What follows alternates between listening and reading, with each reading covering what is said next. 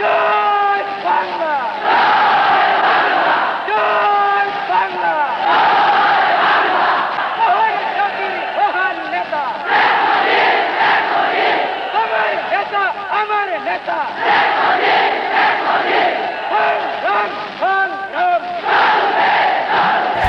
জয় বাংলার ডানায় ভর করেই বঙ্গবন্ধু স্বাধীন বাংলাদেশ প্রতিষ্ঠার স্বপ্ন বাস্তবায়ন করেন।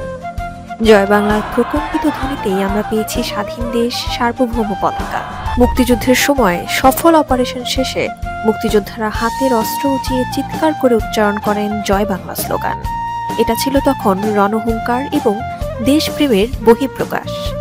এই স্লোগান উচ্চারণ হতে শুনলে পাকিস্তানি সেনাদের বুক কাঁপত। এই স্লোগান দেওয়ার অপরাধে অনেককে ৭১-এর দিনগুলোতে হত্যাও করা হয়েছে। জয় বাংলা।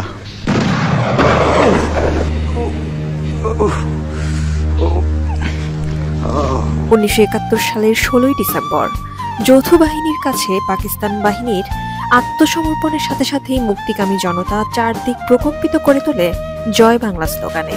আর ১৯৭৫ সালের ১৫ই আগস্ট বঙ্গবন্ধু শেখ মুজিবুর রহমানকে হত্যার পর জয় বাংলা স্লোগান উচ্চারণ প্রায় নিষিদ্ধ হয়ে যায়।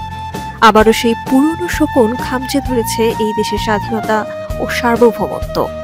তারা প্রথমে ঐতিহাসিক ৭ই মার্চকে অস্বীকার করলেও এখন তারা জয় বাংলা স্লোগানকে জাতীয় স্লোগান থেকে বাদ দিল।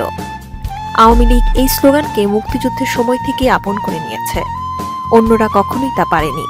তাহলে কি আমরা ধরে নিব এই পরাজিত শক্তি এখনো মহান মুক্তিযুদ্ধকে মেনে নিতে পারছে না? জয় বাংলা কোনো দলের একক স্লোগান নয়, বরং এই স্লোগান আপামর মুক্তিকামী বাঙালির। জয় বাংলা স্বাধীনতার স্লোগান, জয় বাংলা বাঙালির মুক্তির স্লোগান। জয় বাংলা।